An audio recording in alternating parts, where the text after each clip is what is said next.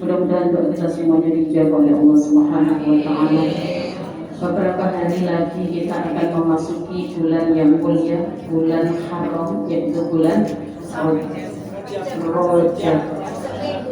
Mudah-mudahan di bulan Rajab besok kita bisa mengistiqomahkan dan bisa meningkatkan amalan ibadah kita kepada Allah. Kenapa sih bulan Rajab ini diangkat Allah menjadi Ashhurul Hurum?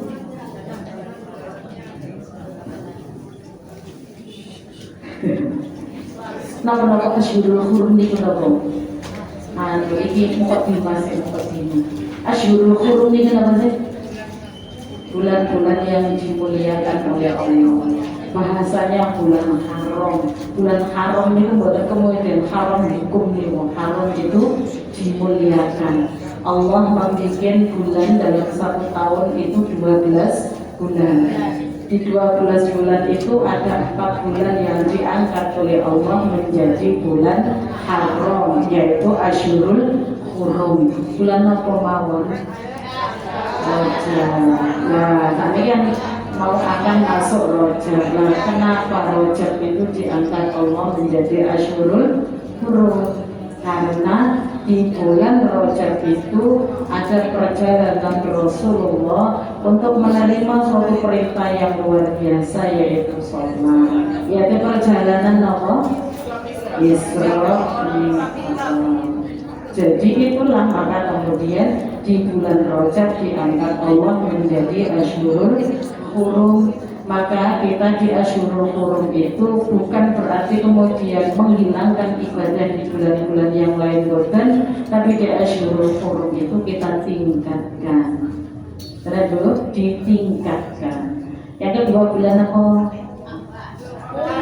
Dzulqa'dah. Ini kok Jawa nih biasanya apa nek menamai apa biasanya? Sadurunge besar. Sadurunge besar. Kenapa biasanya orang Jawa? Selolo.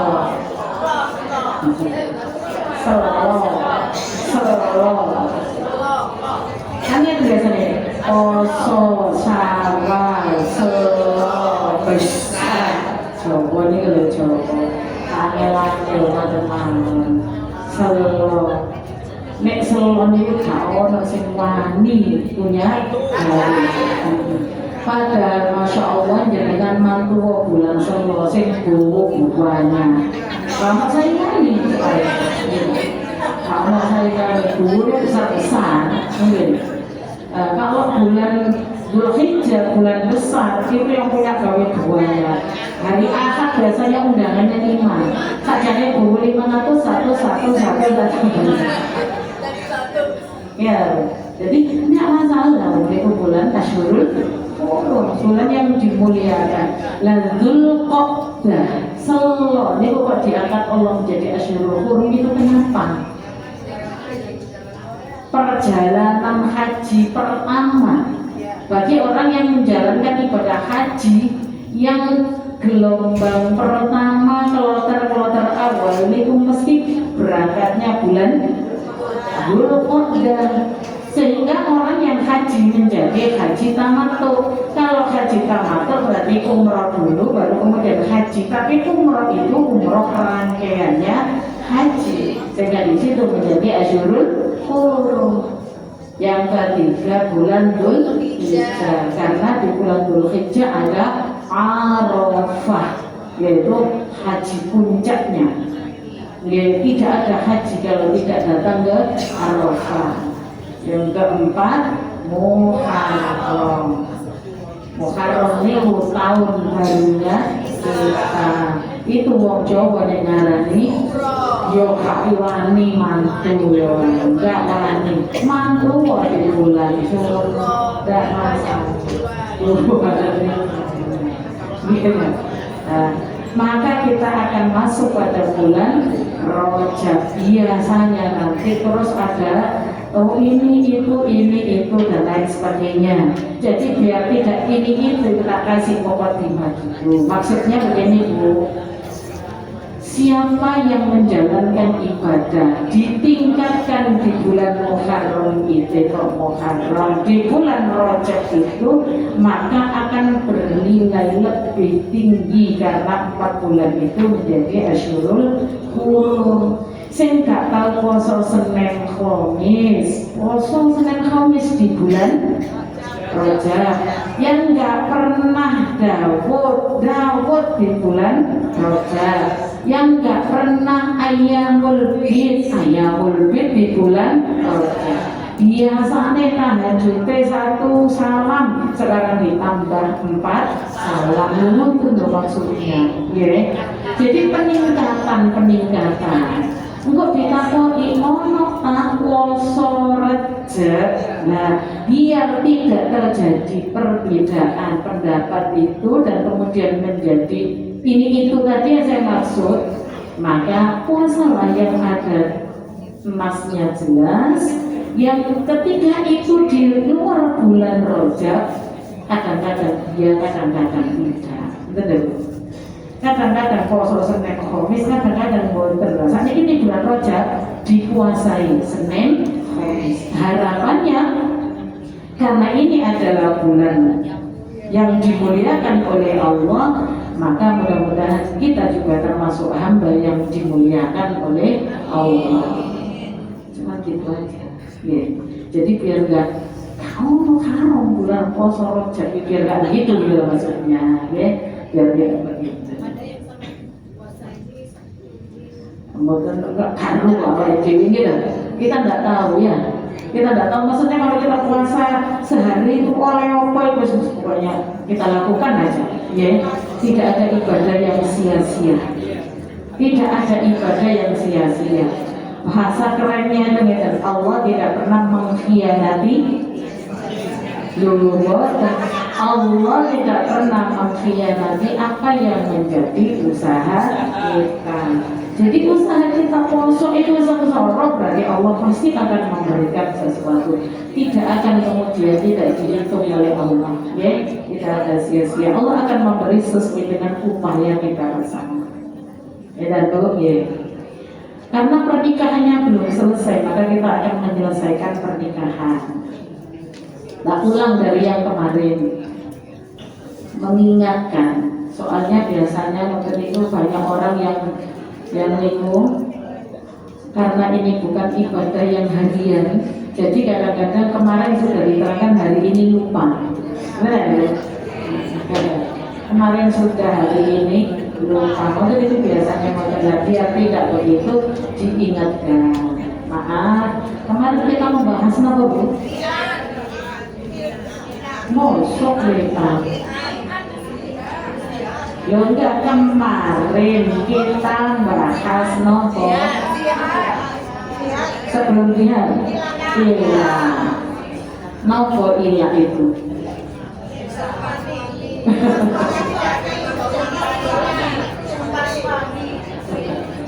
Aku dulu, nyata deh ditanya itu, sisik catatannya tak biar jadi ilmu itu ya ternyata. Ilah itu apa? Sumpah suami tidak akan menggauli, berlakunya berapa diungkapkan atau tidak, berlakunya 4 bulan. Ketika suami sebelum 4 bulan itu habis menghubungi istrinya, maka dia kena kafarat. Benar? Apakah haram dia menghubungi? Tidak, kalau dibayarkan dengan kafaratnya. Gitu. Kafaratnya apa Bu kemarin? Pokok ini sumpah, ini mesti kafaratnya sumpah. Kafaratnya sumpah itu apa?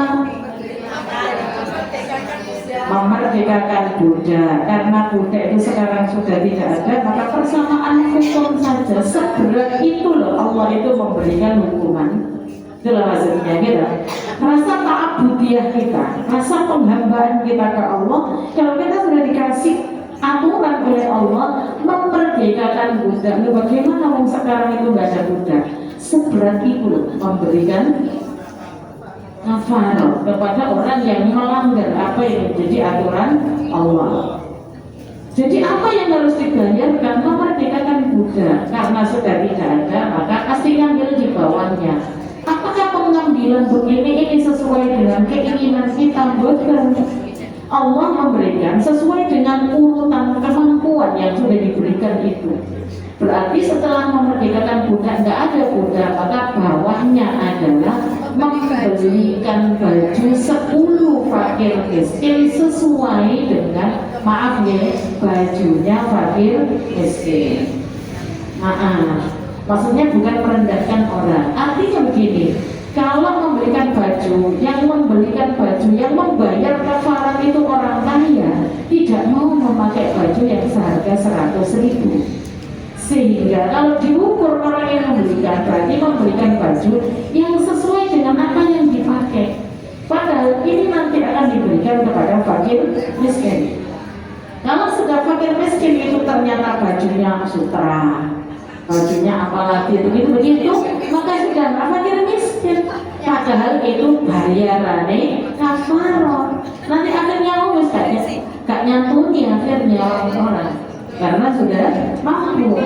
Makanya oleh syariat diukur sesuai dengan bajunya fakir miskin. Yang membelikan juga maaf masuk fakir miskin gak mampu, maka ngambil bawahnya. Jadi ngambil bawahnya itu bukan sesuai dengan kehendak kita, tapi ukuran kemampuan yang diberikan oleh Allah kepada orang yang melanggar. Maka apa turunannya? Yaitu memberi makan. Lah, kalau memberi makan ini diukur dengan orang yang memberi. Kalau kita makannya tidak mau satu bungkus itu 10.000, maka menghitungnya memberikan tidak boleh 10.000. Kalau kita makannya satu porsi sekali makan 30.000, maka kita memberikannya harus 30.000. Hukumannya syariat seperti itu. Lah jika itu tidak mampu, semuanya tidak mampu, maka pilihan yang terakhir adalah puasa 3 hari. Itu sama dengan kafaratnya sumpah. Umpama jenengan sumpah mengangkat nama Allah, tapi sumpah yang jenengan sumpahkan itu bohong atau mengkhianati sumpah, maka kenanya seperti itu. Ya, atau nazar, kita tidak mengerjakan nazar kita, maka kenanya kafaratnya sama dengan kafaratnya sumpah, karena kafaratul yamin, kafaratul nadri sama. Kafaratul nadri juga kafaratul yamin. Kafaratnya nazar ya kafaratnya sumpah. Anak saya kalau lulus jadi dokter ini, maka saya akan ini itu. Kata itu kok gak dijalankan nazarnya sampai pada batas tidak mampu untuk menjalankan, maka kena kafarat. Itu kafarat. Kafaratnya hilang. Orang yang bersumpah tidak akan menggauli itu nanti kan jadi ilmu juga jadinya. Berarti gila itu sumpahnya suami tidak akan menggauli, berlakunya 4 bulan. Ternyata di tengah-tengah 4 bulan menggauli, maka harus membayar. Saat ini kasusnya sampai pada batas akhir 4 bulan tidak diapa-apakan, maka istri wajib hukumnya memperjelas pernikahannya kepada suami. Mas, ayang beb, ya aku itu ceritanya. Ya aku ini ceritanya pernikahan ini. Terus apa selesai sampai di sini? Ya betul. Terus apa selesai sampai di sini? Kata suami terus, berarti nanti berlakunya roj'ani katanya. Gitu. Kalau suami selesai sampai di sini, maka istri berangkat ke pengadilan. Itu untuk memperjelas pernikahan, karena setelah 4 bulan ini tidak diapa-apakan, suami pasif saja, tapi kita tetap saja ada di situ, ketemu ngerti dalam rumah itu, makanya nggak boleh. Saya Ya kan ada dia. Nah, itu ilat namanya. Sudah kan? Berarti sudah menjadi ilmu. Nanti kalau ada pertanyaan lagi, saya tak buka catatanku itu nggak berlaku sudah, karena sudah paham. Nah, itu jadi ilmu namanya. Walaupun pendek seperti itu, kita sudah punya, dan dia pun sudah punya gambaran bahwa ilat itu seperti itu. Dihar ini. Dihar itu punggung artinya. Berarti menyamakan istri dengan punggung ibunya. Terjadi perbedaan pendapat di antara ulama, apakah khusus ibu atau semua perempuan yang tidak boleh dinikahi atau yang haram selamanya. Maka ada perbedaan pendapat, semua perempuan yang tidak boleh dinikahi maka disepadankan dengan ibu. Sampai saya nggak boleh itu, kadang saudara kandung, bibi, anak, ya kan? Terus kemudian robo, saudara sesusuan dan seterusnya. Itu namanya dihar. Nah, ya apa kalau sudah mendihar istrinya, menyamakan punggung istrinya dengan punggung ibunya, ternyata kepingin balik ke istrinya. Kepingin balik ke istrinya, kayak ilat tadi, kepingin menyetubuhi istrinya, maka stop, nggak boleh. Kalau tadi ilat berhubungan dulu baru bayar kafarat boleh, kalau dihar nggak boleh. Jadi harus dibayarkan dulu kafaratnya min qabli ayyatamassa, sebelum dia berhubungan. Ya mampu kudune misalnya 2 bulan kemudian baru boleh, karena kafaratnya dihar adalah kafarat berhubungan suami istri di siang hari bulan Ramadan.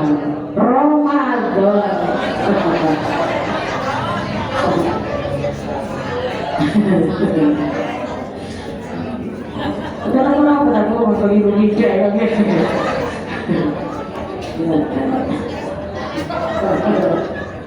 Oke, jadi berarti tidak boleh, harus dibayarkan dulu kafaratnya. Kafaratnya apa? Memerdekakan budak. Nggak ada sekarang perbudakan. Maka turunannya yaitu berpuasa 2 bulan berturut-turut.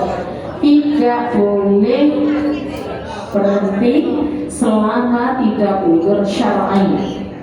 Udzur syar'i perempuan, menstruasi, nifas, sakit yang, maaf, jadi ditentukan oleh syariat sakit yang kalau dipakai puasa nyawa. Nah, itu baru darurat udzur syar'i. Sakit apa, sakit kepala, ya enggak masuk. Kebacok, baru masuk. Sakit gigi, masya Allah, sakit gigi itu semua gitu. Tapi tidak sampai nyawa itu, tidak sampai nyawa. Tapi kalau sakit gigi itu makanya ada syiran Arab, tidak ada orang sakit sesakit sakit gigi, tidak ada orang bahagia sebahagia pengantin baru sehari pertama nih. Hari kedua, ketiga, sekian itu banyak. Itu syiran. Nah, jadi maka berpuasa 2 bulan berturut-turut. Ya Allah, Pak, 2 bulan berturut-turut, 1 bulan lawan kadang-kadang keluar. Makanya apa kalau itu memang nggak bisa, betul-betul nggak bisa, maka turunannya memberikan makan fakir miskin kenyang dalam sehari 60 orang. Bahasanya kenyang dalam sehari. Kalau ada orang suami istri berhubungan badan di siang hari bulan Ramadan, juga itu kafaratnya. 2 bulan itu harus berturut-turut, mutatabi'ain. Kalau tidak mutatabi'ain boleh langsung. Dan boleh mengulang kalau tidak berulang syar'i. Oke.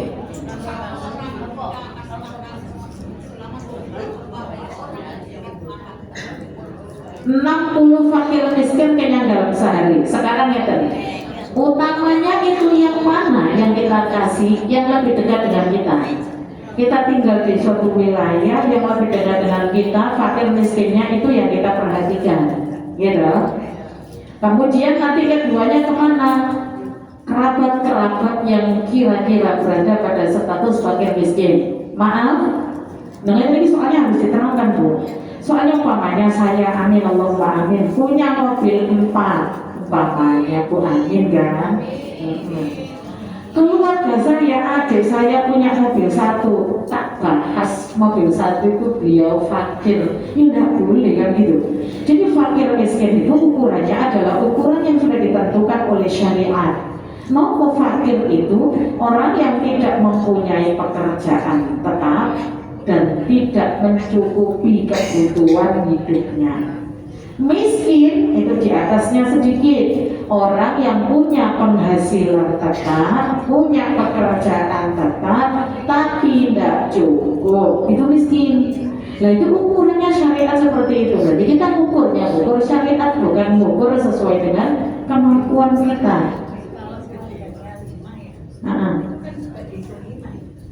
Apanya? 60 fakir miskin. Tergantung kalau menjadikan kasihkan di situ semuanya 5 ya berarti 5. 5. Oh jadi kayak nusa umum deh, gitu. Jadi satu keluarga itu umpamanya kondisinya fakir, umpamanya miskin, ya 5 itu hitungannya 5. Nah, jadi kalau seandainya diberikan kepada umpamanya, lah pada saat kita memberikan contohnya gitu. Oh ini saya kasih 3, satu orang saya kasih 3 makanan matang yang sudah langsung saya kasihkan 3 orang. Satu orang 3 kotak umpamanya yang sudah matang. Jangan begitu Bu, karena nanti itu belum tentu makanan kita yang dikasihkan ke orang itu di kotak yang ketiga dimakan malam itu masih enak, nggak bisa. Gitu. Iya.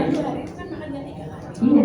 Jadi kita ngasih satu sekali itu 60 orang, pagi ya 60 orang. Enggak. Ya ukurannya besarannya berada. Kalau seandainya saya kasih mentah, ukurannya kan buat itu. Panjangan kalau tidak puasa terus membayar fidyah, berapa ukurannya fidyahnya? 1 mud itu kalau diberaskan menjadi 6 on. Panjenengan ini bukan ukurannya orang yang diet loh ya. Kalau orang yang biasa makan sehari 3 kali 6 on, kenyang betul? Kenyang Bu, 6 on makanya. Saya itu loh umpamanya, saya makan sehari 6 on, kenyang. Saya memberikannya beras Bu, umpamanya yang saya kasih fakir miskin kelemut ditaruh berasnya kan gitu ya, istilahnya gitu kan ya. Dia udah punya, ini akan dimasak menjadi nasi yang bisa dimakan, terus kemudian nanti bisa karena punya gitu jadi nasi, lauknya mana. Ukurannya begitu loh kalau kita mau begitu. Jadi yang kira-kira beliau itu bisa makan. Ukurannya kan kalau kita bayar fidyah, kita nggak puasa sehari, niku berat apa badan? Kalau diibaratkan berat kan berat Bu.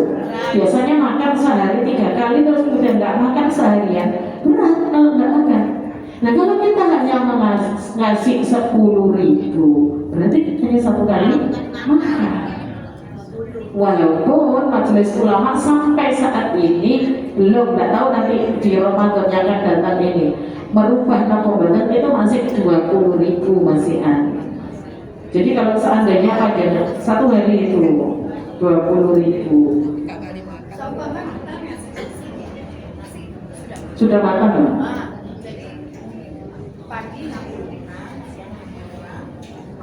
Boten, jangan begitu. Ukurannya adalah maksudnya gitu. Kalau kita kepingin lebih afdol ya kayak ini afdolnya, tapi itu kan berat bagi orang yang membeli, kan berat bagi orang yang beli. Makanya kan ukurannya itu kan mood kan gitu. Lah maka mut itu kan satu mut itu 6 on. Nah jadi begitu kan, itu ukurannya kan kalau 6 on itu berarti bisa dimakan sehari.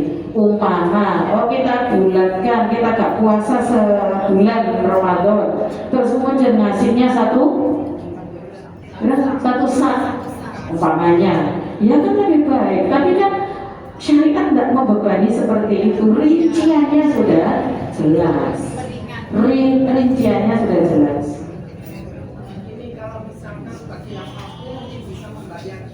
Oke. Tapi misalkan mungkin ada suatu kasus dia itu sudah tidak mampu dan saya kemudian kerjanya butuh tenaga. Jadi dia tidak mampu finansial juga tidak mampu dalam mengerjakan puasa misalkan, itu bagaimana caranya? Poso ya kayak gini, bukan apa bayar kafarat bener. Kafarat juga.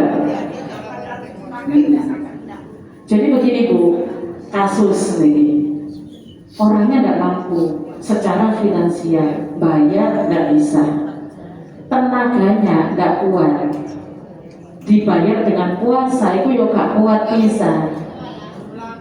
Maka ya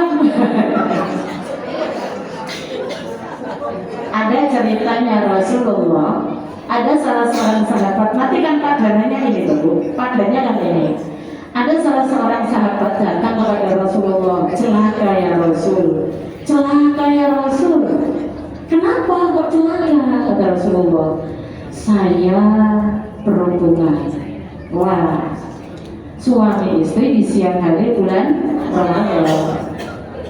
Oleh Rasulullah ditunjukkan, ini loh kafaratnya. Maka kamu kafaratnya harus membayar puasa 2 bulan berturut-turut. Ya Rasul, sebulan itu jebol, apalagi 2 bulan. Oh kalau gitu kamu bayar memberi makan. Ya Rasul, tidak ada orang fakir di wilayah ini kecuali saya. Kata sahabat itu, tidak ada orang fakir di wilayah ini kecuali saya. Itu umpama saya, kamu fakir ya kalian pulang. Tapi kalau Rasulullah Rasulullah, oh kasih oleh Rasulullah, dikasih oleh Rasulullah kurma, ini bayarkan. Disuruh membayarkan, jawab lagi oleh sahabat itu, di sini nih kalau ya Rasul, hanya keluarga kami yang fakir. Orang di wilayah ini semuanya membayar apapun kafarat fidyah ke kami. Ya wis iku makanan sekeluarga. Dan ini item yang begitu gak duwe belas, maka berarti kan ngeten pemerintah. Oh pemerintah nggak peduli, karena Rasulullah kan ibaratnya pimpinan tertinggi. Pimpinan tinggi berarti kan kita punya, yaitu pemerintah. Oh nggak ada, maka teman-teman Muslim masih diceritani dengan yang foto. Nah, jadi teman-teman apa sahabat-sahabat tetangga Muslim yang kaya, berarti beliau berkewajiban untuk memberikan sebagai gantinya. Oh sekarang banyak umpamanya yang fakir, yang beliau membagi ke fakir yang lain. Muslim yang kaya, Muslim yang mampu yang memberikan, biar beliau bisa membayar kafaratnya karena kafarat, ya, karena itu kafarat.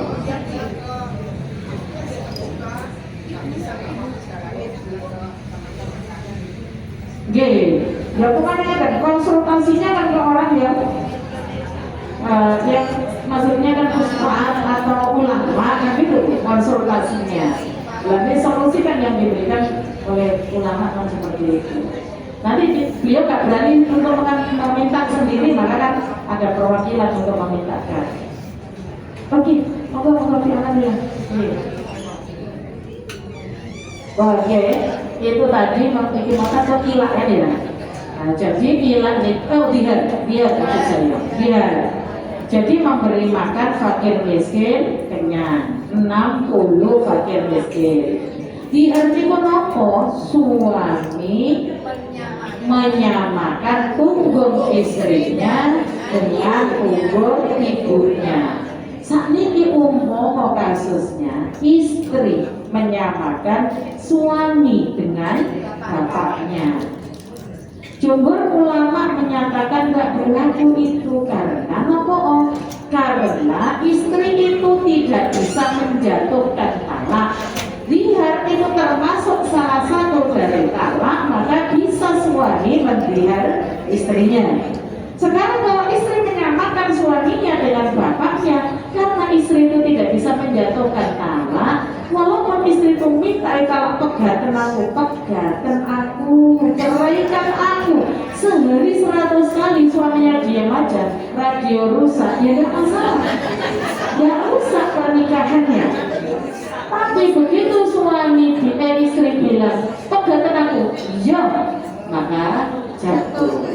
Makanya istri harus pintar menjaga lisan, jangan sampai merusakkan pernikahan kita karena lesan kita.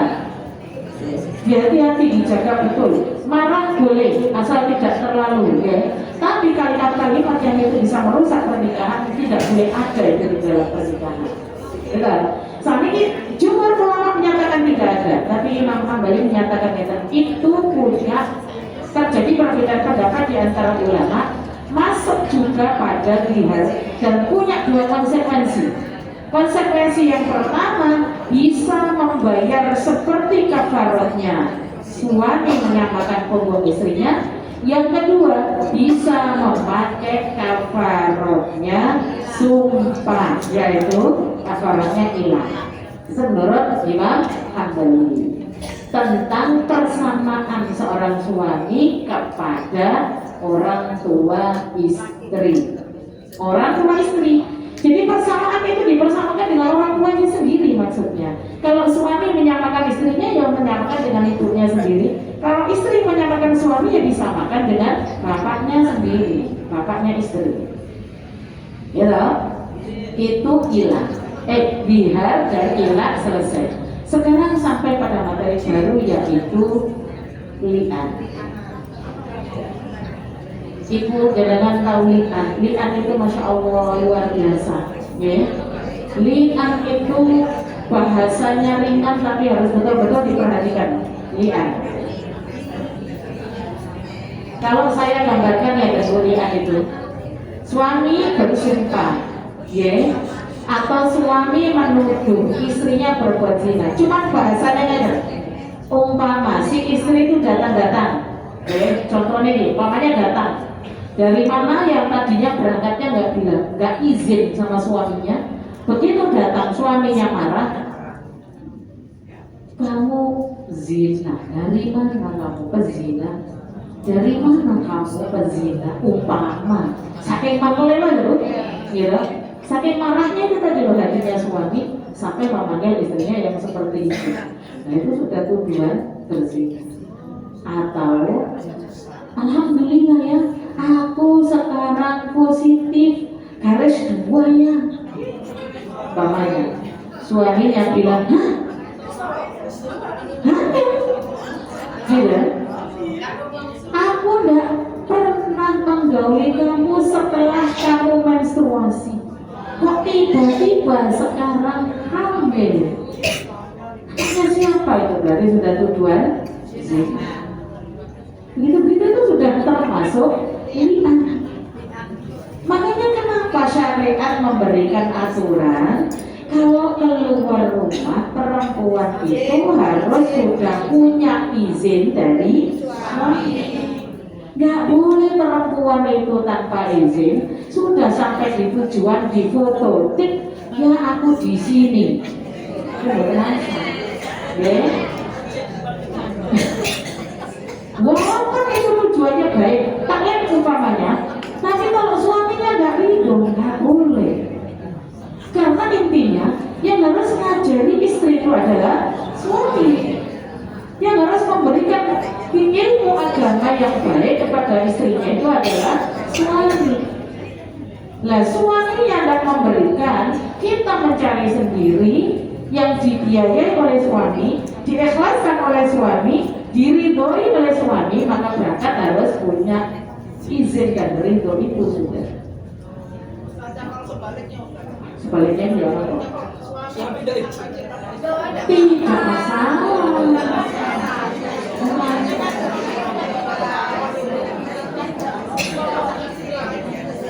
Saya ulang Bu, pertanyaannya ngeten.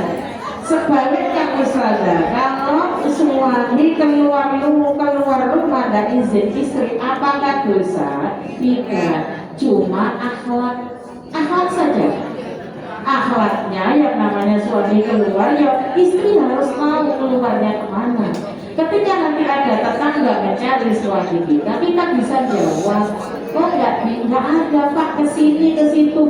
Kalau nggak tahu Pak, bisa jadi istrinya tangga aja. Itu jadinya. Itu hanya akhlak. Tapi kalau istri wajib. Gimana?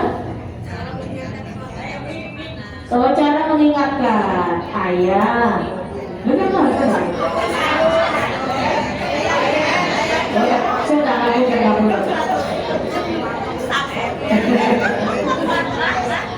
Nah Bu, kalau syariat itu sebenarnya Bu, kita istri itu memanggil suami itu nggak boleh panggilan anak itu berenang saya sebenarnya. Itu tujuh panggilan. Ya kalau banyak bermaksud lah. Enggak, maksud saya bukan panggil ayah.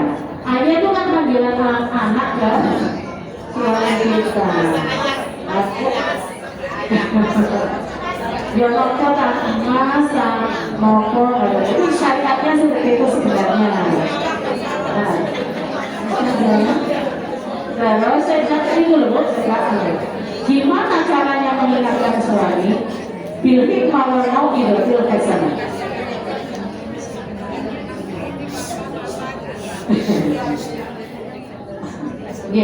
Bil hikmah wal mau'izatil hasanah. Apa itu maknanya? Karena suami kita itu adalah panutan kita, orang yang kita hormati, pemimpin di dalam keluarga kita, maka kita adalah istilahnya rakyat, bawahan, harus takdir tunduk pada suami. Maka tidak boleh kita berkata kepada suami seperti kita bercakap dengan anak-anak kita. Ibu, boleh nggak? Kalau kita manggil anak kita, terus kita mau menasehati anak kita, nah ini loh nak, jadi gini kan gitu. Nah masalah karena kita itu guru anak kita. Nah kalau kita dengan suami itu kita bukan gurunya. Ya gini loh ya, kalau sampai tuh keluar kemana-mana, itu boleh bilang ke saya ini itu anak yang begitu kan itu, bukan suami. Jadi maka tidak ada perkataan dari istri pada suami dengan model seperti itu model. Tidak begitu caranya. Tidak boleh kita menganakkan suami kita itu berbangsa. Biasanya gimana biasanya kita tuh? Ya, kalau pakai anduk itu di sini selesai tuh boleh di siapa? Di sini loh. Itu ngomong dengan siapa nih Bu? Anak. Banyak apa sampai dijalannya? Cerita. Ayah maaf ya, aku tadi loh ya ngaji itu katanya ya begini. Cerita. Itu namanya kita bisa memberikan nasihat bil hikmah wal mau'izatil hasanah. Kalau kita menggurui kepada suami itu bukan nasihat, nggak boleh. Karena suami kita itu guru kita, bukan kita gurunya. Nggak boleh. Kalau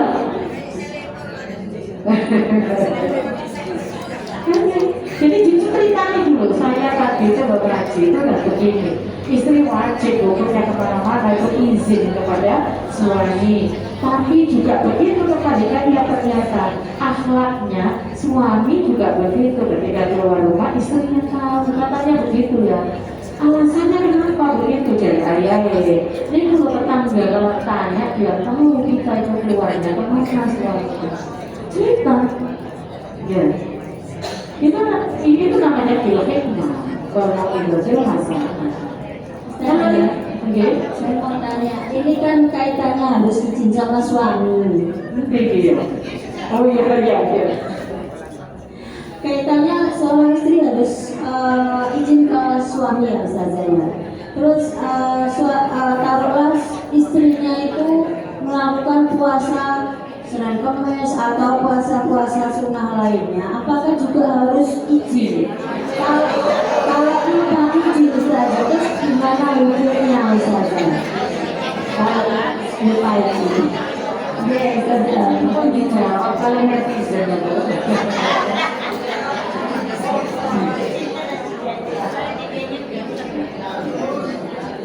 Kalau sesuatu yang wajib maka tidak izin suami harus tahu karena wajib. Contoh puasa Ramadan, ini waktunya bulan Ramadan, kita tanpa izin suami sudah tahu bahwa ini Ramadan. Berarti kalau seandainya di bulan Ramadan suami kok macam-macam, berarti suami kan ngerti, maka bukan istri yang dibebani hukum oleh Allah, dan bukan istri tapi suami.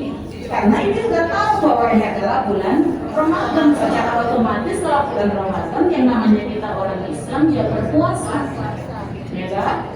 Kalau sunnah itu sesuatu yang tidak wajib, bersunnah jangan berwajib,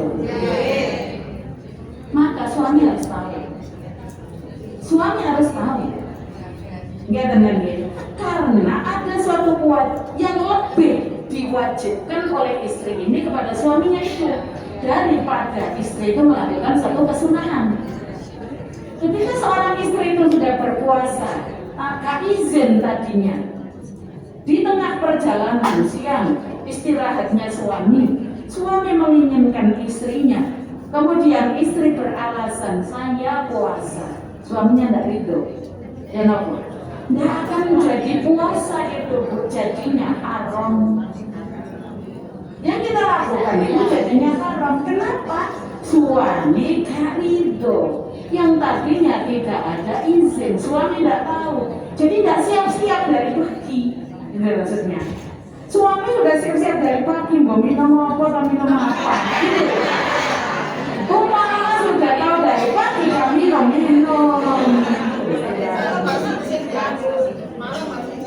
Iya, betul. Harus izin suami.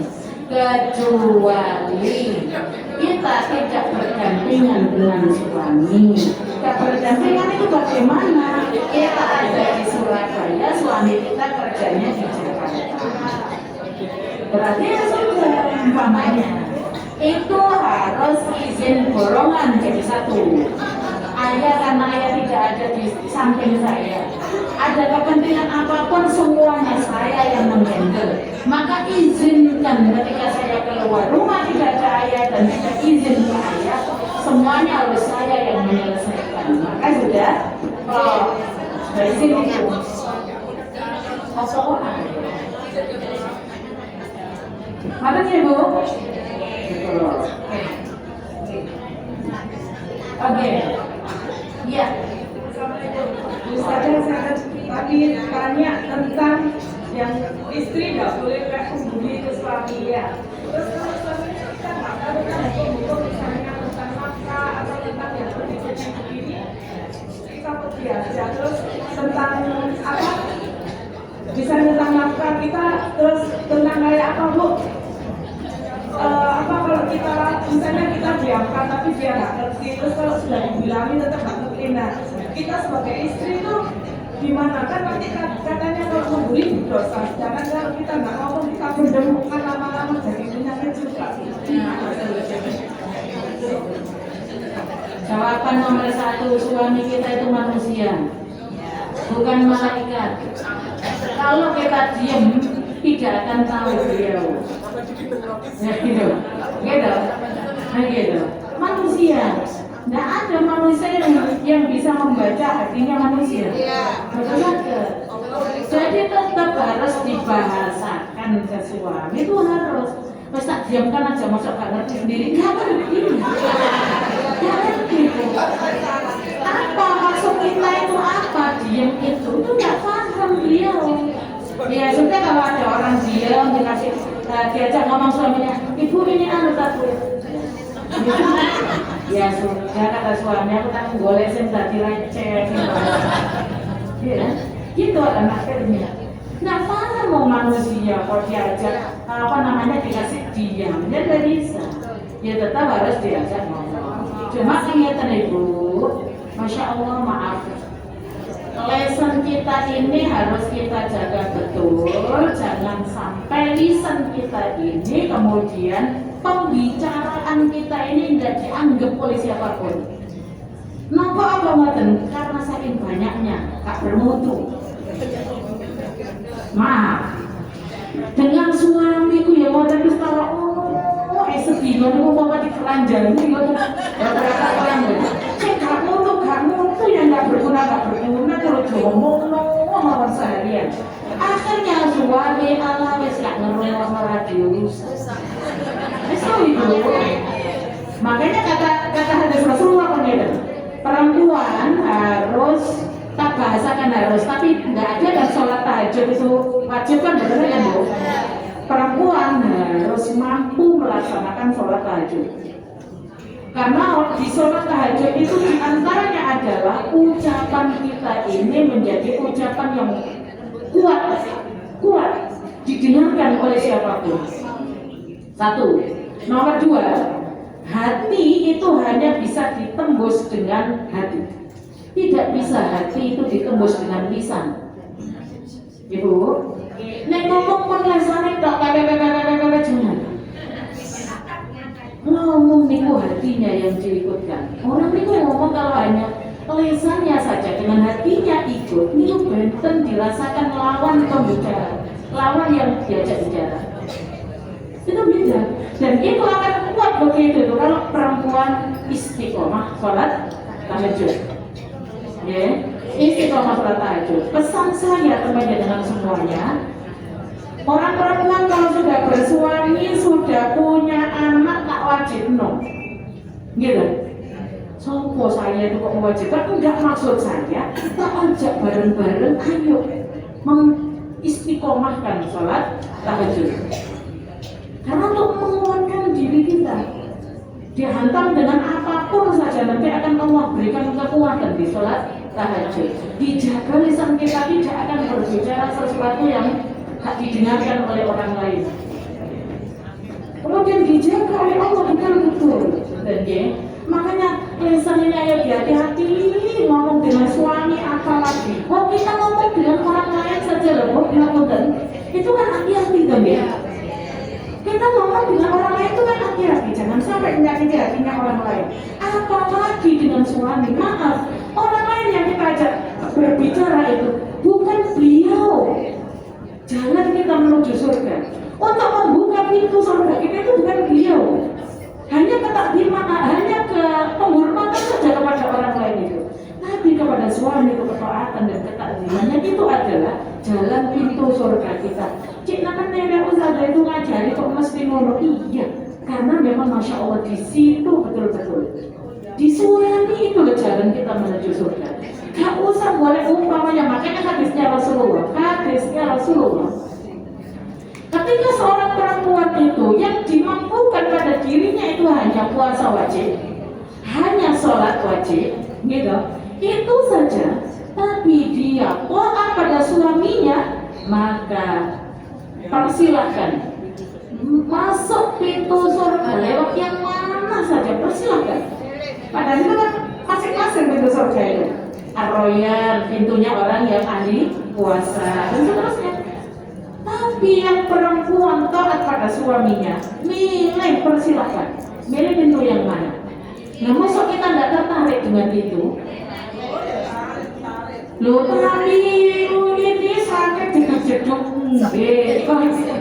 Yoni ku makan ya dia narik keringan ya dia terus melati. Ayo, begitu. Gitu.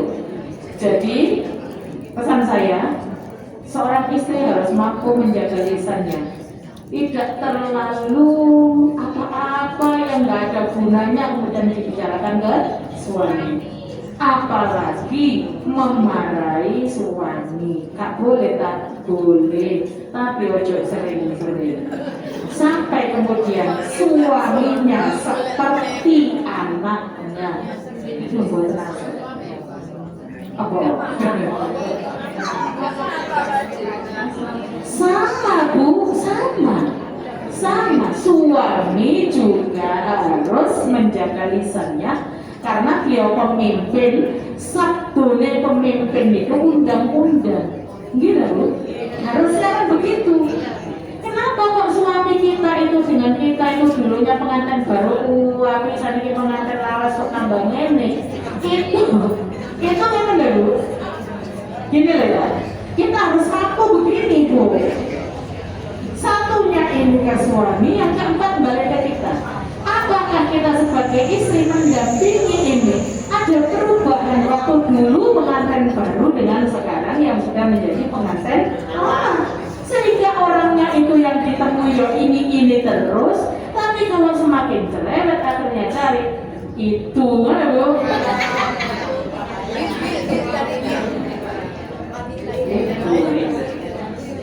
Wong kadang-kadang ngumpul wakil Bu, istrinya ngumpul wakil bagus luar biasa. Nego masih cari itu, apalagi mereka terjadinya. Apalagi kalau mereka di rumah ngomel-ngomel, ya sumpah Bu. Pak dan kan dengan diri kita. Diri kita kalau terus bersanding dengan orang sukanya ngomel-ngomel. Rasa mau pakai rasa, gitu. Mending sore ngaji lagi pun korsu, pun mengaku, betul tuh orang suami di rumah ada, mungkin gitu, hanya gitu akhirnya. Banyak suami-suami yang mau pulang ke rumah itu sudah jamnya pulang kantor, sopet di rumah dan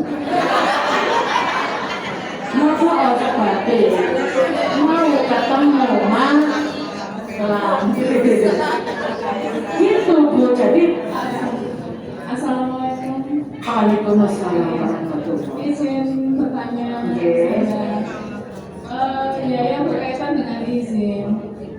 Sepertinya dari dulu itu saya banyak yang tidak izin karena kalau izin pasti selalu dilarang. Dan memang seperti yang dengan kalau yang penting saya melakukan kebaikan ya, yang tidak sampai mengganggu jadwalnya suami atau merugikan suami atau keluarga. Nah, tapi ketika dengan tadi itu pun juga salah. Nah, sementara ngajak suami untuk baik itu ya susah karena itu masih membuat hati gemes gitu loh.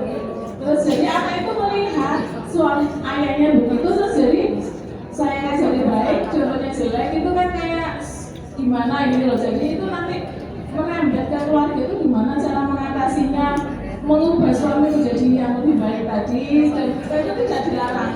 Sekarang saya sering minta maaf karena saya takut dosa saya semakin bertambah, semakin umur dosa dan semakin bolak-balik saya bilang, maaf ya, saya tadi begini, maaf ya, jadi nggak nurut, maaf ya telat izin. Terus akhirnya itu yang pertama. Terus yang kedua ya tentang kafarat Ustazah. Dulu saya pernah melakukan kesalahan-kesalahan yang begitu. Saya merasa juga tidak mampu untuk 2 bulan berturut-turut. Nah, membayar kafarat kayak tadi ya, membayar widya atau kafarat kayak gitu, kafarat ini.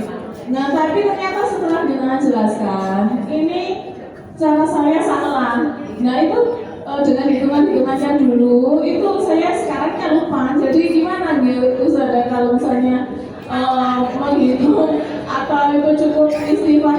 Masalahnya suami saya bilang nggak usah laris jangan itu masalah nggak usah dipikir gitu.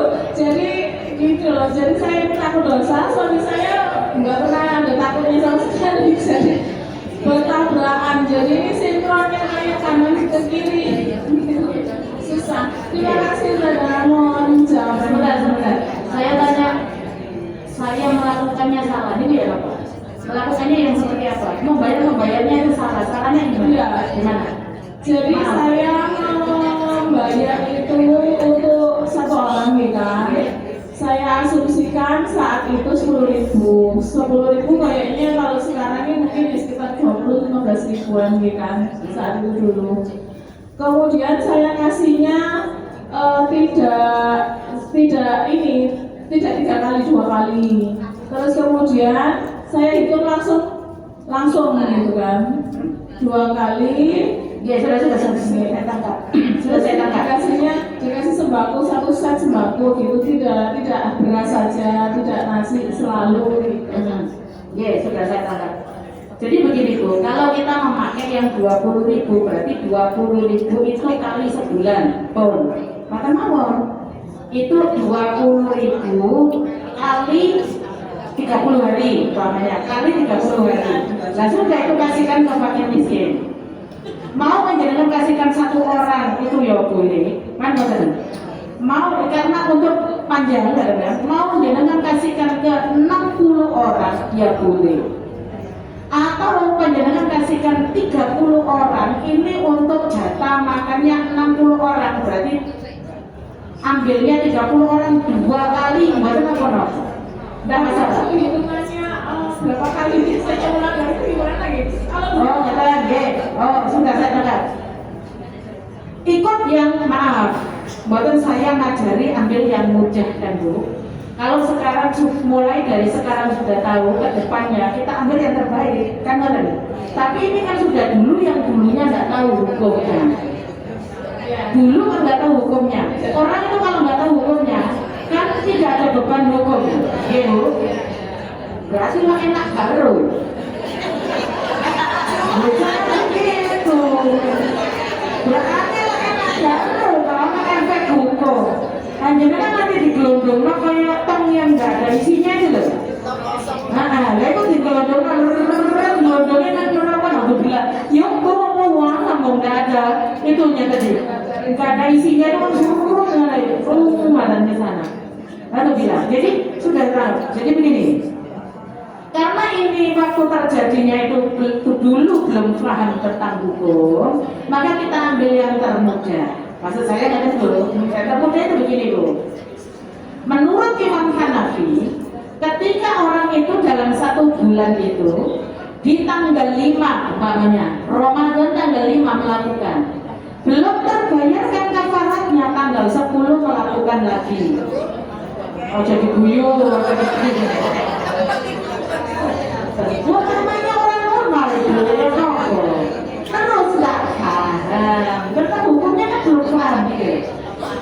Dan kalau paham itu Ramadan cuma tidur sekamar kalau siang, gitu. Soalnya Masya Allah, syaitanir rajim itu luar biasa, sebentar belum selesai.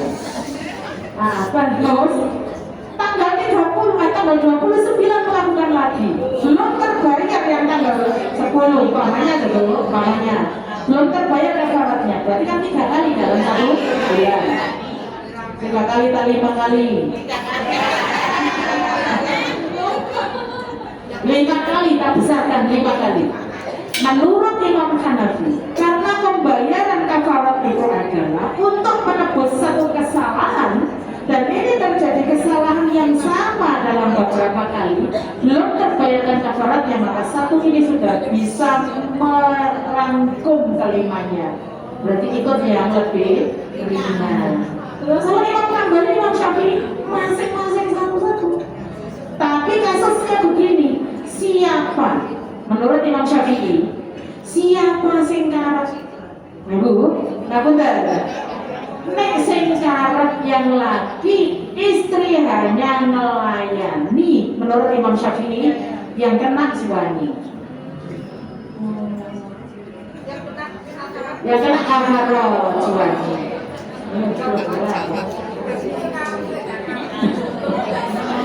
Loh maaf. Loh kan kamu tentu Bu, istri itu kan kewajiban melayani suami. Jadi kan ibaratnya umpamanya loh ya, umpamanya saya sudah tahu hukum umpamanya, suami tidak ngerti hukum, sehingga kita sudah dijelaskan Pak Isom pokoknya. Berarti kan kita terpaksa melayani suami, terpaksa kan? Lah maka itu sing kena suami, istri ya kena.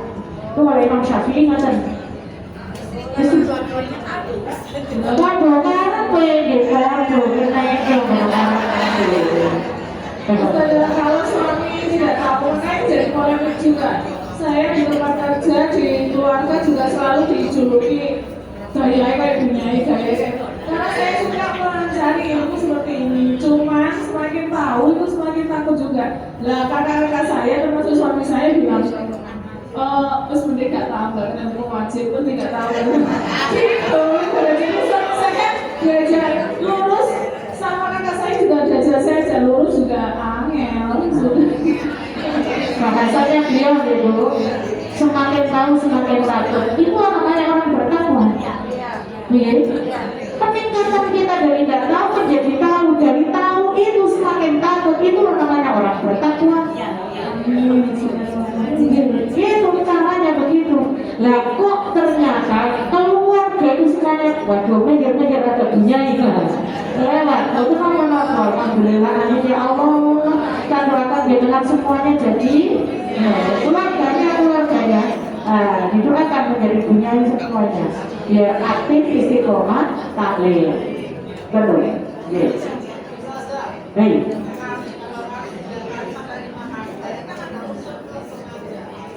Mereka karo ya dong. Sulit itu kata kalau itu karo.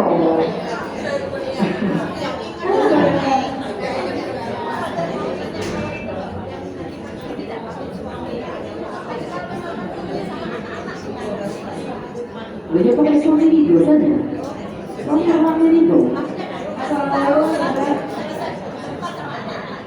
Video cowok, cantik. Itu dulu kemarin, sekarang tak boleh. Walaupun dengan anak walaupun video. Untuk yang pertanyaan satu tadi belum. Oh ya, yang apa dong? Yang tidak izin karena saya rasa yakin. Oh ya. Gini. Itu gimana apa nanti terbawa sampai di mati saya untuk itu tadi loh karena kan karena saya takut yang nomor 3 ini jalan menuju surga susah memang. Ustazah Kemana-mana gak izin, suaminya tidur ketemu. Menjadi kebiasaan setiap hari seperti itu, suaminya tidur betul. ada yang Ada yang gak tidur. saat orang mulut akhirnya gitu. Berarti itu orang tanda kari gak tuh yang harus sekarang-karang. Betul diurus itu kan kayak tak juga gitu. Betul diurus itu kan berarti gak saya kasih izin dari suami. Jadi kata dulu, kita itu pesan saya, kita semuanya ini kan ahli taklim dong. Panjenengan keluar ini sudah meninggalkan rumah. Suami andaikan ada di rumah, yakin dulu perginya tadi di luar dengan daripada suami gitu. Oke. Suaminya masih di masjid, istrinya sudah berangkat, istrinya kan begitu. Berarti kan lebih dulu kita yang keluar. Baliknya kita ke rumah, itu akhlak kita harus bisa dilihat oleh suami.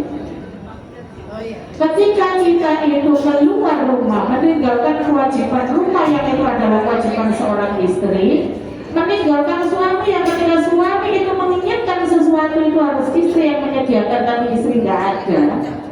Maka pulangnya kita dari taklim ke rumah itu tidak tahu taklim di mana saja. Akhlak kita tunjukkan bahwa ini loh hasil saya bertaklim. Ya loh, ini loh hasil saya bertaklim.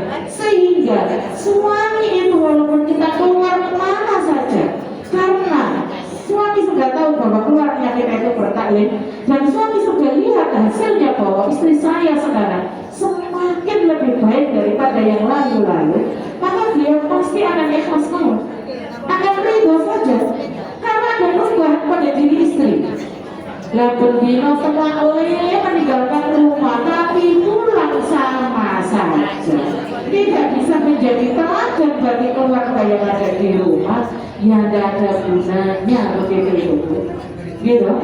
Yang mudah, maka tunjukkan ini akhlak saya, hasil dari saya bertaklim. Kepada suami semakin santun, kepada anak-anak semakin sabar. Lain-lain semuanya yang kita lakukan dengan keikhlasan, keridhaan, tak pernah dibarengi dengan momen. Itu namanya perubahan orang berilmu. Ya, perubahan orang berilmu itu harus kita tunjukkan. Tidak hanya di hadapan suami, di hadapan orang tua, di hadapan anak-anak, apalagi di hadapan mertua. Wah, ya mertua saya nggak punya mertua jadi suatu itu ibu, namun jadi tetap harus kita tunjukkan. Setiap hari kamu itu keluar bu, gitu kan ya. Perasaan kamu itu setiap hari keluar bawa tas berbusana muslimah tapi akhlaknya di rumah ternyata sama saja. Maka itu jangan sampai, ya, jangan sampai. Oke, Bu.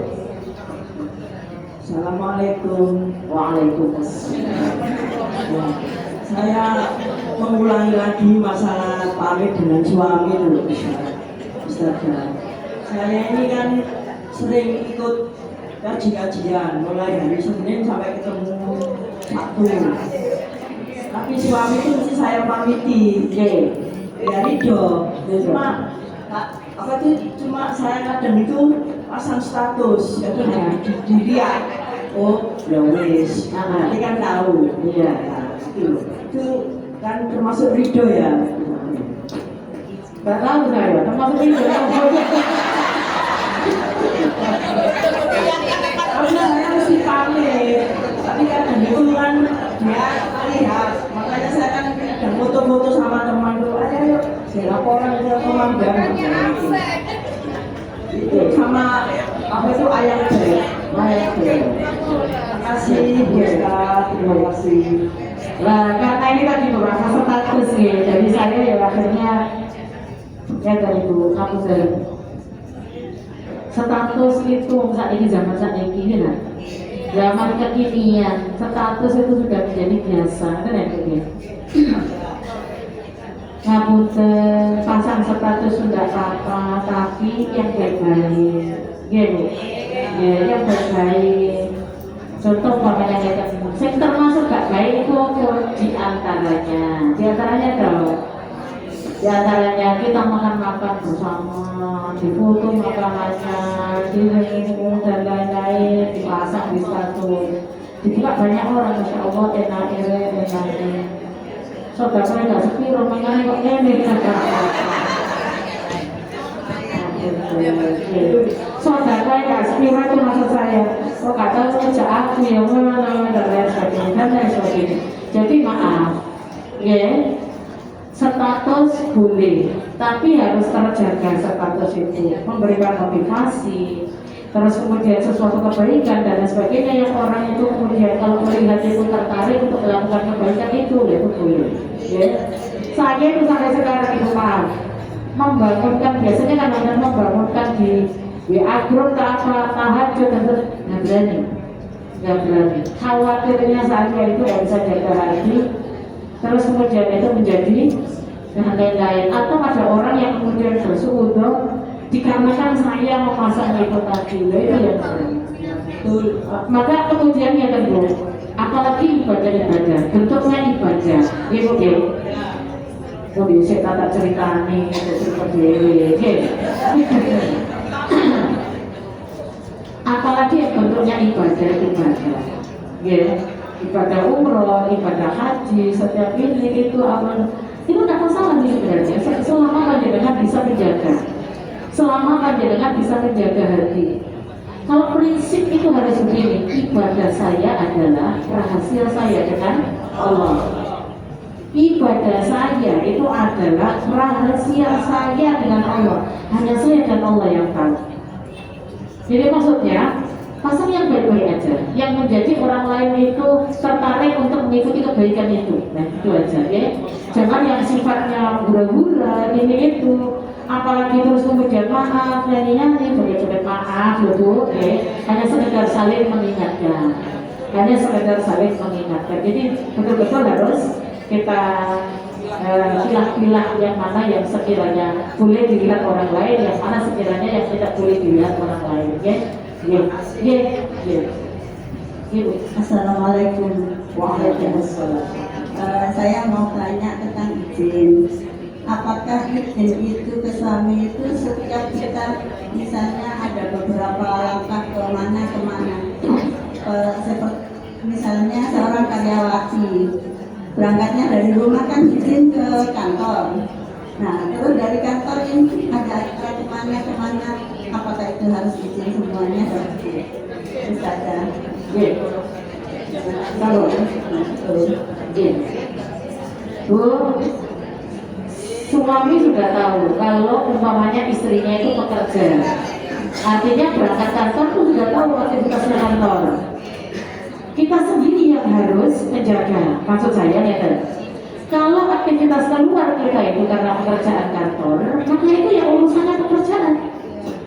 Tapi kalau kita itu pekerjaan kantor, tapi terus melencet, ini, maka itu bukan pekerjaan kantor. Jadi kan begitu. Namun dan naudzubillah, kalau ada sesuatu hal terjadi di perjalanan sana, siapa yang bertanggung jawab? Suami kan itu. Nah itu yang maksud saya. Apakah kita izin ke setiap langkah kita kemana harus izin? Tidak. Izin borongan itu boleh. Izin borongan boleh. Ayah, saya nanti kajian ya ke di Ponorogo. Setelah itu terus kemudian kesini kira-kira ya pulangnya itu asar kira-kira. Kata suaminya iya nggak apa-apa, ya sudah. Kita kemana saja keluarnya itu ya sebenarnya pulangnya asar itu tadi. Dan maksud saya aja kan. Nah umpama acara kantor tadi itu, oh bukan acara kantor, ini acara teman-teman. Healing, bacaan, makan keluar dan sebagainya. Sebenarnya kan itu masih di dalamnya jamnya kantor. Tapi kan tahunya suami kan dia di kantor. Ya sudah itu berarti izin borongan selama keluar kita itu tidak ada sesuatu hal yang dilarang secara syariat. Itu apa? Contoh umpamanya yang itu suaminya ada di jauh di sana, maka izinnya borongan jadi satu. Tidak setiap kali izin. Saya itu punya murid lakukan contoh toh kemana-mana sebelumnya nggak tahu begitu belajar begini, sebelahnya rumah itu ada supermarket, mau ke sebelah rumah supermarket izin suaminya, sampai suaminya itu takut itu kok nggak terus meninggal ya istri kok bolak balik izin sampai nggak pernah izin berarti dulunya. Lalu saya yang begitu, jadi saya kata, yuk kamu usah setiap langkah keluar dari jenis izinnya borongan lah. Biar suami nggak takut kehilangan nanti. Ya, ini bu. Tanya kan begini ya saja. Kita di kantor terus nanti si A ada syukuran habis pulang kerja itu kan sudah di luar jam kantor. Wajib kalau itu. Wajib kalau itu sudah di luar jam kantor, sudah waktunya pulang kok nggak pulang, suaminya nggak tahu kemana itu. Kan dulu Cuma sekarang kan ada HP bu, ada HP itu kan enak. Sebelum berangkat izin dulu, jangan sudah di tempat di foto. Ya aku di sini ya, balik pulang. Kalau suaminya begitu gimana? Bahagia itu harus pulang harus. Jadi kalau sudah punya soalnya kan dulu kan nggak ada HP. Jadi pulang kerja itu karena sekarang ada HP berarti izinnya sebelum berangkat sudah izin. Maksudnya jam kantor selesai harusnya pulang, tapi ada acara nggak masalah sebelum berangkat ke acara izin dulu sama suaminya. Kata suami, nggak usah mah pulang aja sudah layak pulang. Jangan gitu tanya ini gue nggak di sini sampai di rumah kebakaran nih gitu. Ya jangan begitu. Oke, kita lanjutkan ibu. Saya lanjutkan dulu. Lihat, lihat, lihat. Jadi lihat itu sumpah suami kepada istrinya. Sumpah suami yang menuduh istrinya berbuat zina, itu namanya li'an. Mudah. Kalau orang lain menuduh orang lain berbuat zina, ini kudu harus konsentrasi nih karena agak rumit ya. Orang lain menuduh orang lain berbuat zina, qadzaf, tuduhan zina itu bahasanya namanya qadzaf, dipikir. Maka orang yang menuduh orang lain berbuat zina itu dia harus bisa mendatangkan 4 orang saksi. 4 orang saksi ini nggak boleh kemudian kesaksiannya itu di tempat yang berbeda keterangan. Makanya ya saya jadi saksi, ada teman saya A, B, C namanya. Saya menyaksikan dia itu berzina, oh itu masuk di ini ke saya butuh pisau keluar masuk di situ berduaan terus kemudian kemudian kelihatan, saya kelihatan di situ. Si B di tempat lain lagi, ya beliau itu di tempat lain lagi itu buat kantor. 4 orang itu di tempat yang sama, di kondisi yang sama, di jam yang sama, walaupun nanti persaksiannya di jam yang berbeda. Dia persaksinya di jam yang berbeda, tapi yang dilihat itu sama, sama jamnya, sama tempatnya, sama kondisinya. Ya tadi saya lihat ada kaki tumpuan lurung ini ya, itu makanya contohnya itu. Karena penuduhan zina itu Masya Allah berat luar biasa, karena menjatuhkan nama baik orang lain. Jadi itu orang lain kalau menuduh orang lain berbuat zina itu dia bisa mendatangkan 4 orang saksi yang kesaksiannya harus sama betul. Oke? Kalau tidak, maka orang yang menuduh orang lain berbuat zina itu dia harus diberat, kan gitu. Ternyata dia tidak bisa mendatangkan 4 orang saksi dan yang dituduh itu nyangkal, maka yang dituduh yang nyangkal juga harus bisa menyaksikan, harus bisa mendatangkan saksi bahwa betul dia tidak ke sana. Ini dorong CCTV di sini. Ini aku dulu hukum dulu. Tapi kalau CCTV nanti. Oke, setelah ini CCTV ya. Aku disetani lagi berapa? Ini aturan hukumnya dulu ya, aturan hukumnya dulu. 4 orang saksi. Ketika orang itu yang menuduh perbuatan zina itu tidak bisa mendatangkan 4 orang saksi, maka dia harus dihukum dengan hukuman qadha. Nah ini kasusnya suami ke istri. Kata dulu, suami ke istri. Kalau suami menuduh istrinya berbuat zina, maka dia juga harus bisa mendatangkan 4 orang saksi dengan kesaksian yang sama seperti itu. Ternyata dia tidak bisa mendatangkan 4 orang saksi, maka si suami bisa gugur hukuman qadha kalau dia pelian istrinya. Nah itu berartinya. Kalau orang lain tidak bisa, tapi kalau suami ke istri, suami menuduh istrinya berbuat zina, tidak harus mendatangkan 4 orang saksi kalau dia mau melian istrinya. Apa lihat itu? Melaknat dirinya sendiri. Contoh, demi Allah kamu berzina, wallahi kamu berzina, demi Allah kamu berzina, demi Allah kamu berzina, kamu atau tidak? Tapi dia sudah bersumpah 4 kali sebagai gantinya saksi. Yang kelima, wallahi kamu berzina. Andaikan tuduhanku ini tidak benar, bohong, maka mudah-mudahan Allah melaknat aku. Kalau sudah suami berani untuk melihat istrinya seperti itu, maka tuduhan zina itu sudah berlaku dan tidak bisa dicabut. Apa yang bisa dilakukan oleh istri? Istri harus mendatangkan 4 orang saksi ketika beliau memang benar-benar bukan pezina. Tapi dia tidak bisa mendapatkan 4 orang saksi, maka istri balik menangkis liannya suami. Jadi hanya menangkis saja biar dia terbebas dari hukuman zina. Jadi istri berarti demi Allah saya bukan pezina, demi Allah saya tidak pezina, demi Allah saya tidak berzina, wallahi saya tidak berzina, demi Allah andaikan tuduhanku benar bahwa aku pezina, maka mudah-mudahan Allah melaknat aku melaknat dirinya sendiri. Yeah. Jadi bukan melaknat ya, tapi melaknat dirinya sendiri. Itu namanya soalnya kita yang bersumpah. Nama Allah pokoknya sumpah itu. Loh, awalnya kamu zina.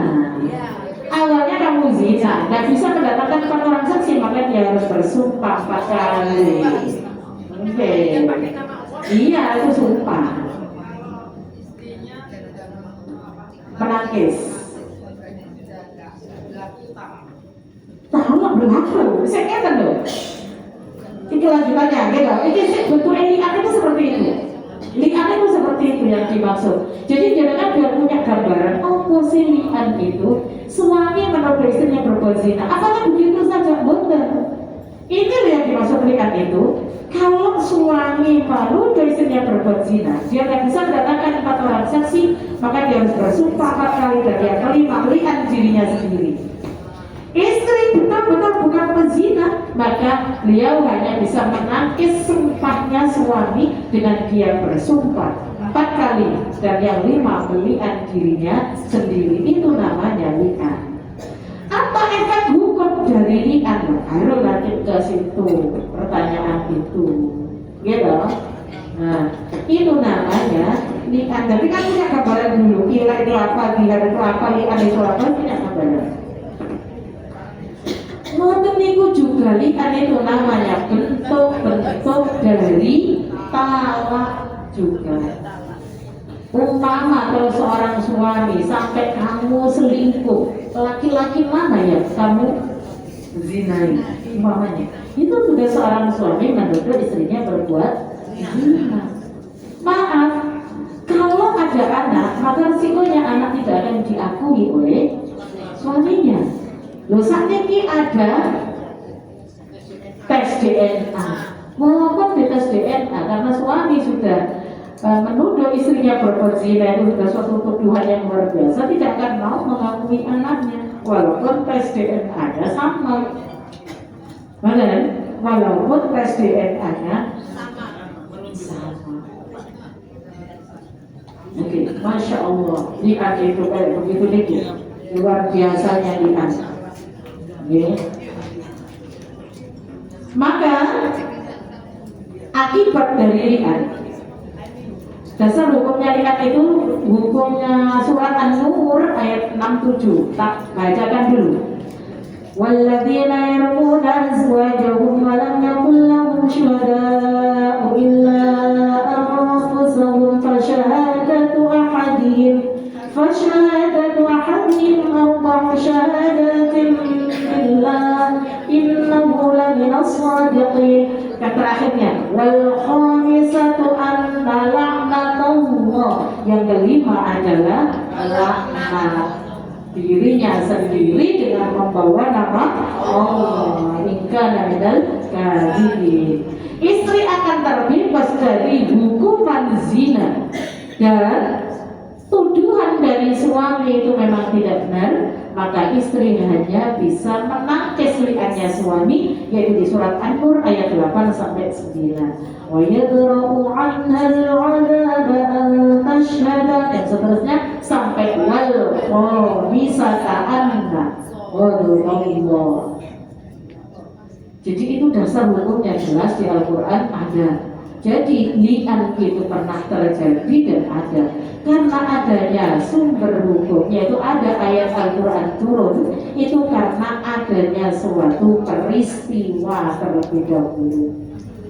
Saat ini umpamanya dikembalikan, bisakah seorang istri itu melihat suaminya? Ternyata akhirnya ya kamu tadi tak butuh di hotel, atau ini bajumu ada gambar bibir, ya kan? Ada gambar bibir, kamu berzina ya. Ijek ngoten tak masih begitu saja istrinya. Kata suaminya jawabannya, lala aku sih mengaku ingin nikah siri, ya loh kan? Aku loh.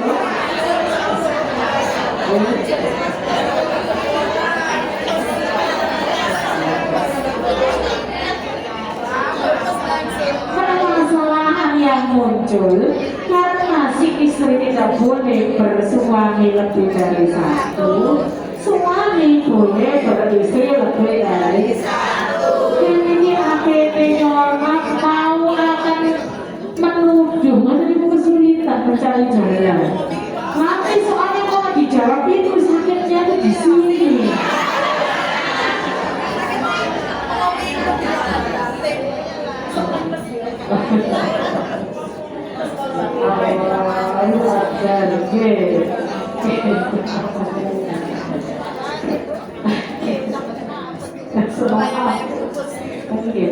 Apa akibat hukum li'an? Gugurnya hukum qadhaf bagi suami dan gugurnya hukum zina bagi istri. Selama suami mau melihat istrinya, menuduh istrinya berbuat zina, dia tidak bisa mendapatkan 4 orang saksi, berani melihat, gitu, dengan sumpah yang kelima, maka sudah hukuman qadzaf. Suami walaupun menuduh istrinya berbuat zina tadi, tapi tidak bisa mendapatkan saksi, beliau tidak akan dihukum dengan hukum berat. Kalau si istri bisa menangkis tuduhan suami dengan juga melihat sumpah 5 kali, yang kelima itu melihat dirinya sendiri, maka istri terbebas dengan hukuman zina. Zina kan istri dituduh zina, istri terbebas dari hukuman zina. Namun hukumannya kezina itu Bu, di dalam syariatnya misalnya ini gampang, misalnya ini zina, dia harus kawinkan saja. Cari uang yang tambah silang dia lah. Kalau syariat kalau perempuan itu sudah pernah menikah, maka dirajam itu berapa? Ditanam separuh, dilempari batu kecil-kecil sampai wafat. Kalau yang belum pernah nikah, maka dicambuk, terus diasingkan selama oleh dikumpulkan, satunya di masyarakat, satunya di masyarakat. Kalau dikumpulkan dibaleni lantai. Gila. Yang kedua, haramnya melakukan hubungan suami istri sekalipun mereka belum dipisahkan oleh hakim. Haram. Karena sudah terpisah itu, sudah terputus sudah. Haramnya berhubungan suami istri walaupun belum dipisahkan oleh hakim. Karena pada saat si suami melihat istrinya, istri balik melihat suaminya, maka secara otomatis harus sudah difasakh oleh pengadilan. Harus difasakh. Kenapa kok fasakh itu? Dirusak, dipisahkan oleh pengadilan. Kalau istri urut-urut pengadilan.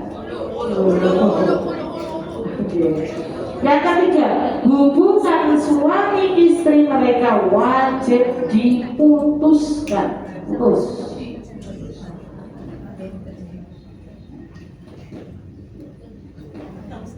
Pernikahan yang atau talak yang jatuh dikarenakan niat, terjadi perbedaan pendapat di antara ulama. Imam Hanafi tolak bain.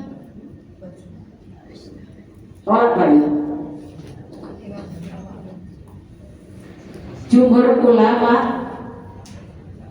menjadi putus selama-lamanya.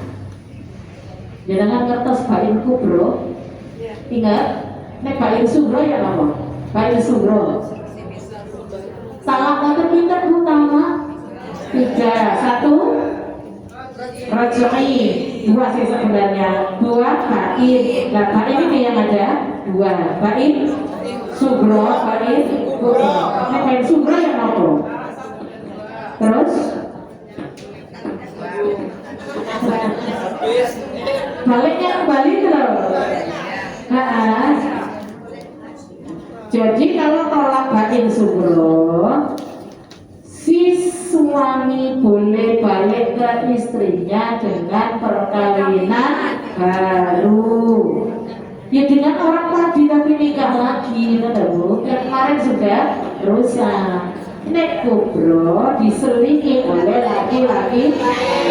Ya ini itu tidak berlaku kubro. Selama yang putus terus tidak bisa balik juga. Itu jumhur fuqaha. Jumhur fuqaha tidak bisa balik. Karena itu tadi, masya Allah, kalau sudah suami menuduh istrinya berbuat zina, itu jijik suami itu dengan istrinya.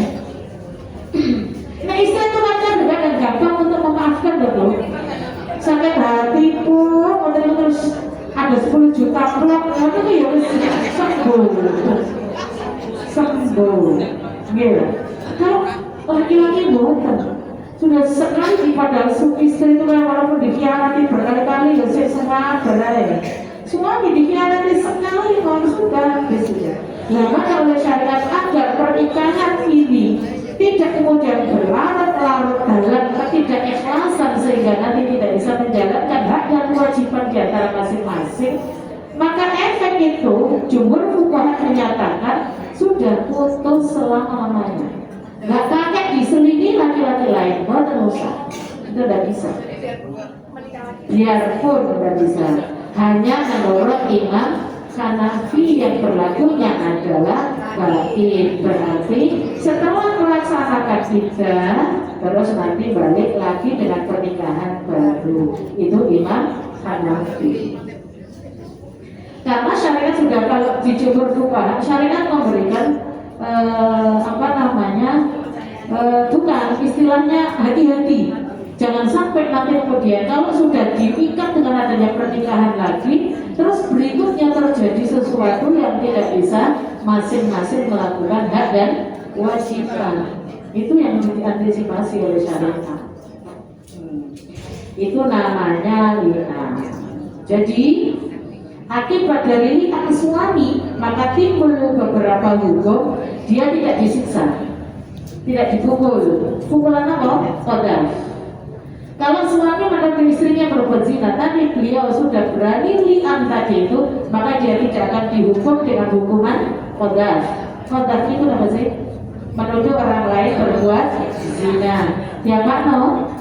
Didera 80 kali.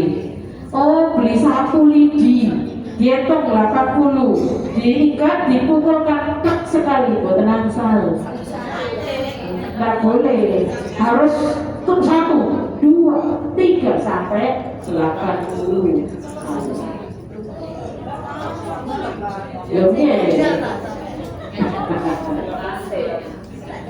Terus yang kedua, istri wajib disiksa dengan siksaan zina. Kalau istri tidak mau li'an, tidak mau balik meli'an suaminya, maka berlakunya istri harus disiksa dengan siksaan zina. Kalau sudah dipanggil dengan bahasa istri, itu berarti sudah pernah apa belum?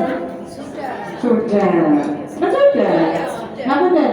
Kalau sudah dipanggil istri mau nego, berarti kan dia sudah punya suami. Wes punya suami bertahun-tahun masuk gerung belas, ya kan?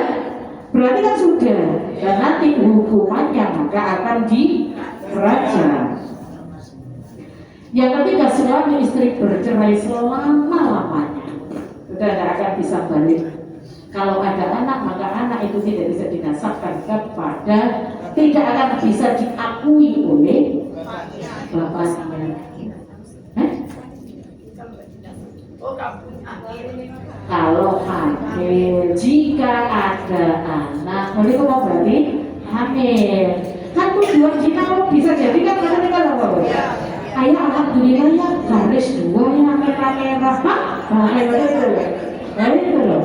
Cuma terus akhirnya tidak diakui anaknya, tidak akan diakui sebagai anaknya.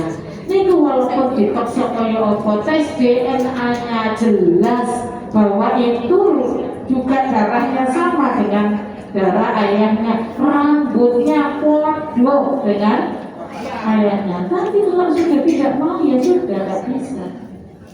Gitu. Dan bagaimana kepercayaannya mana? Karena tidak melihat tadi itu.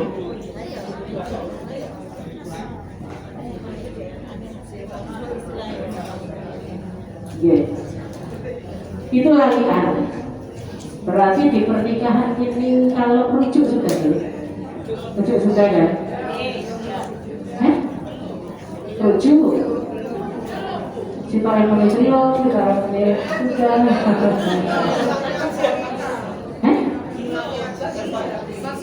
Kalau saya ini bukan lupa itu wajar Bu, karena yang diajar di mana-mana terus ingat saya yang kemarin itu ya sudah belum ada yang kan ya. Belum ya? Oh, berarti besok itu rujuk. Yes.